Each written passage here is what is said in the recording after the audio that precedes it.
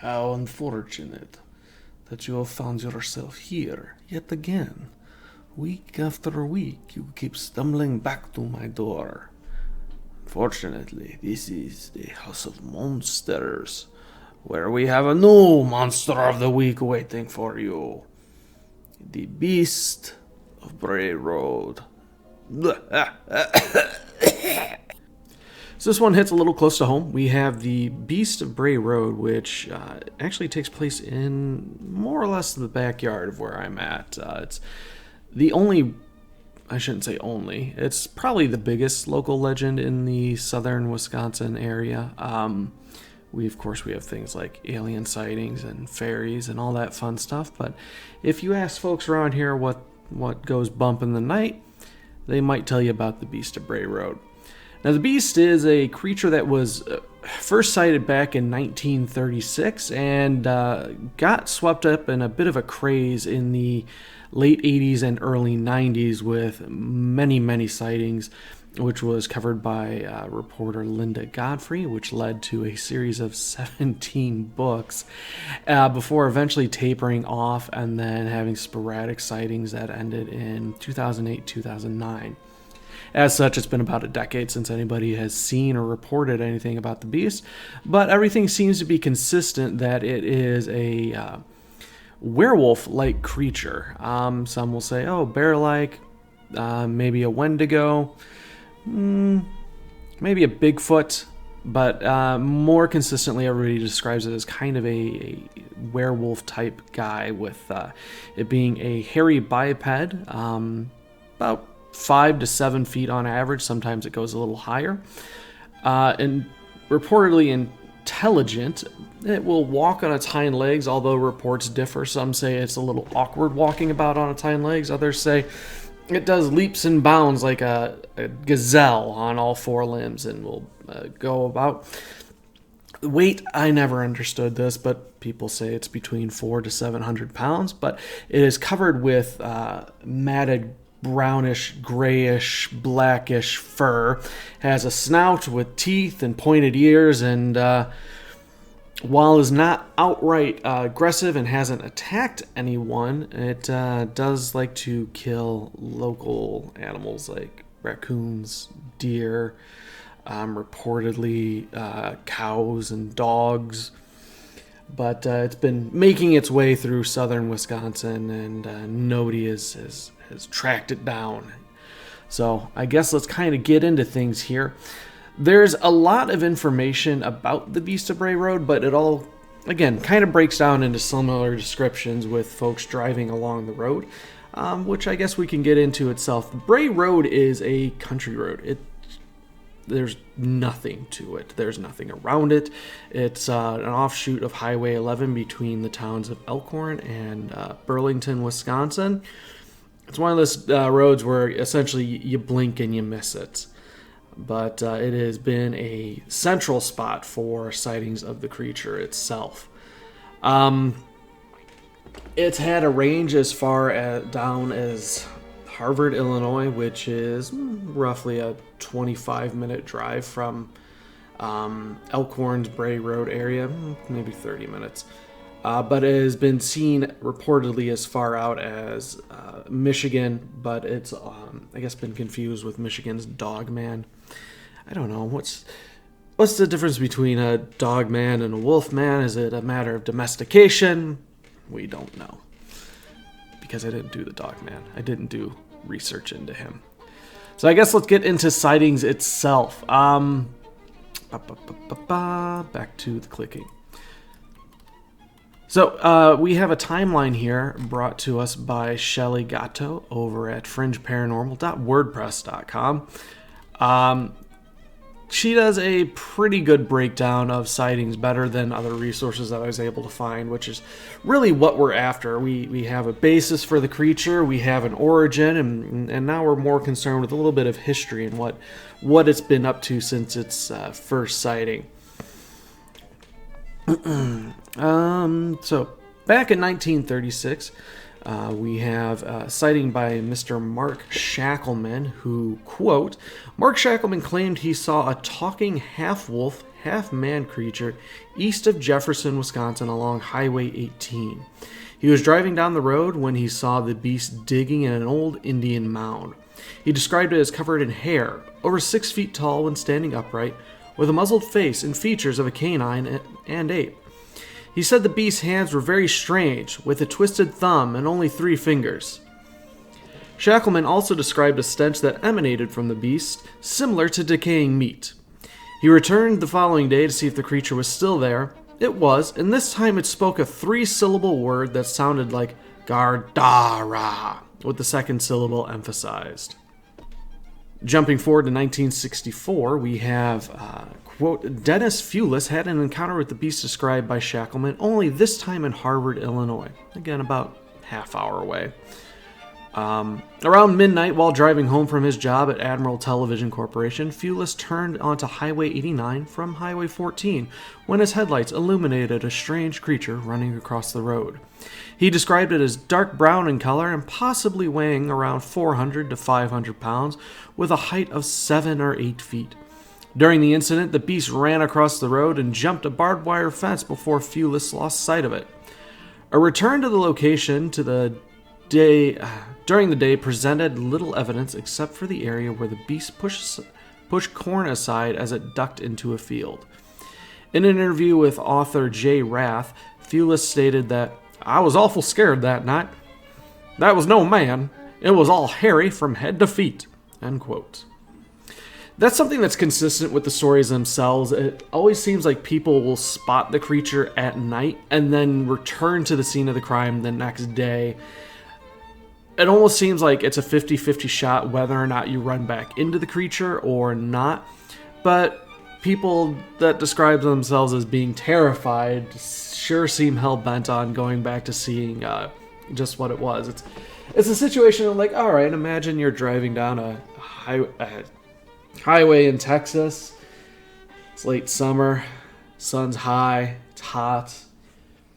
Off in the woods, you see a White House, 2-story, columns in the front, and there's a man wearing another man's face, swinging a chainsaw wildly.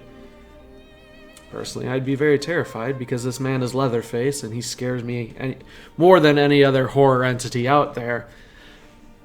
Now, would I be like the many people who have spotted the Beast of Bray Road? I'm like, oh, that's Leatherface. He scared the ever-living shit out of me.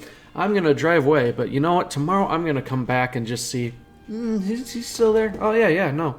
He's definitely still there. It doesn't make sense. Jumping forward further then, in 1972, quote, a woman called police to report an attempted break-in. When interviewed by the Wisconsin Department of Natural Resources during an investigation, the woman stated that the intruder was a large, unknown animal. It approached her home and tried to enter through a door. She also later reported the beast returned to her home and injured a farm animal, inflicting a deep wound that extended from one shoulder to the other. Her description matched that of the Beast of Bray Road. The only evidence left behind was a footprint, which measured over 12 inches in length. End quote.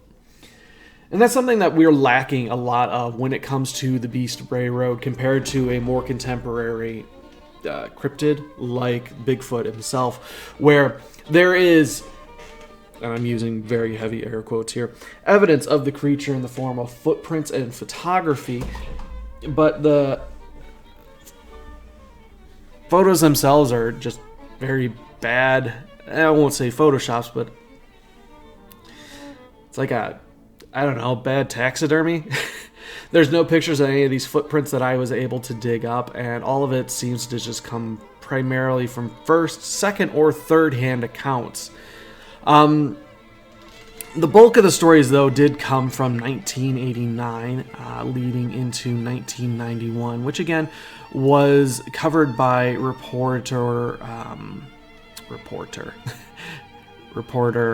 Linda Gottfried, where, if we pull up her site here, she was a reporter for the newspaper called The Week, which was based in Delavan, Wisconsin, very, very, very close to Elkhorn itself. She had received a report of a big hairy creature, kind of similar to a Bigfoot. And as she puts it here on her blog, she considered it a sort of a throwaway story for a slow news week. But that led her to talking to several locals, and as she talked to more people came out of the woodwork with their own stories, and she seemed convinced that this was actually a real-life creature and began pursuing it for she has active blog posts from November of this year. But this is where the Beast of Bray Road, or the man-wolf, or the dog-man, or other upright canid frenzy swept southern Wisconsin, with people coming out of the woodwork with their own stories. And again, most of them come back to having similar stories of driving along, seeing a beast off in the distance. The beast catches wind of them, makes a short chase before veering back off into the woods. Now, Linda, though, has some tips and tricks on how to track the beast if you're up for such a jaunt. Let me get back to where she had that here.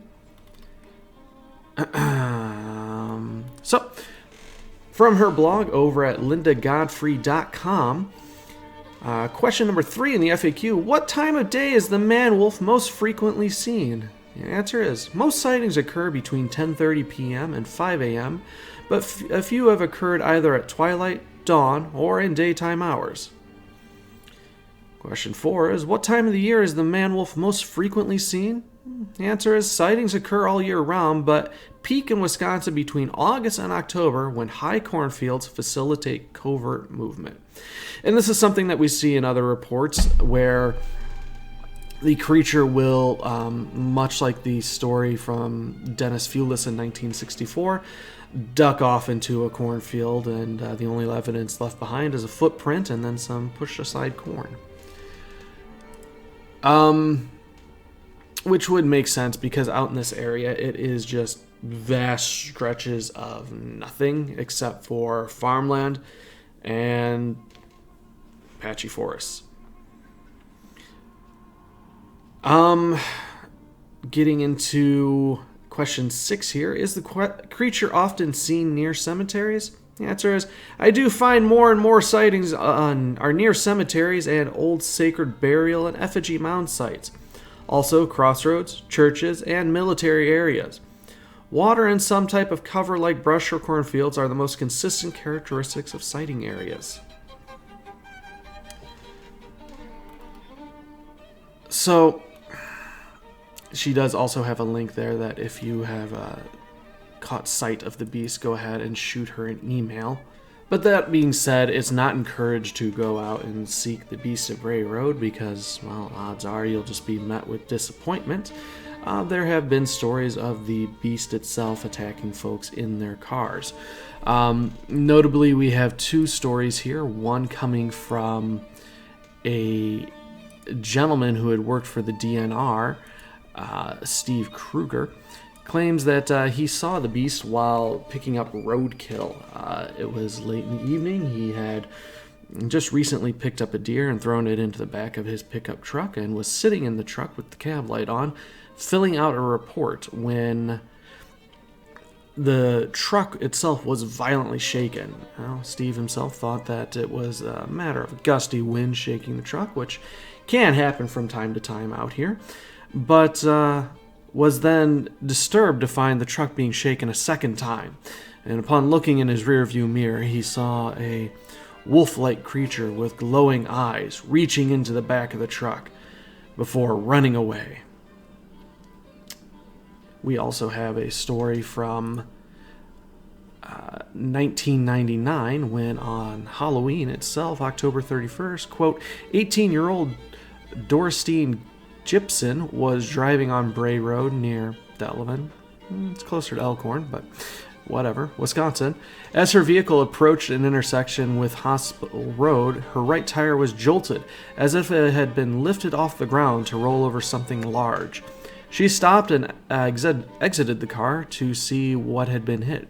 As she peered into the darkness, she noticed a large, hairy figure moving quickly towards her.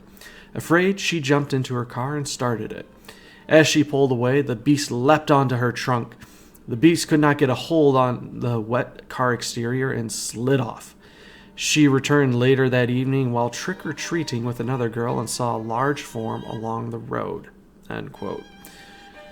Now, again, getting back to a healthy bit of skepticism here. Say you're out driving around, it's Halloween, and it's spooky with the, I wouldn't say barren, but, you've got the dried out cornfields, patchy bits of forest, and essentially lonesome country roads when your car is attacked by a werewolf. Do you think you're really going to be going back out trick-or-treating in a similar area? And if you do and you see a large form along the side of the road, are you going to end your story there, or are you going to continue it? It smacks of mass hysteria. When one person sees it, everybody else wants to get in on the action. But I'm not here to prove or disprove. I'm simply here to educate and have fun with local legends. And that's essentially how the Beast of Bray Road breaks down. There are plenty of resources to go and look and find out more about the Beast himself, but again, it's all going to break down to similar stories as what we've covered today. If you really want to inflict some self-harm, though, the film publishing company, the Asylum, went ahead and made a movie called The Beast of Bray Road, which was released in 2005. If you're familiar with Asylum films, they are the lowest of low-budget films that are straight to video and feature all kinds of bad acting, terrible creature design, and leave you just wanting to hang yourself by the end of them. But there have been a couple other documentaries, such as Monster Quest. Sean Hannity actually did a clip ages ago on it. So the Beast himself, while not super well known, isn't completely unknown. And if you go out searching for it, you can find out a little bit more about him. But that will wrap up this episode. And until next week, may you keep your doors locked as we try to find a good, exit line.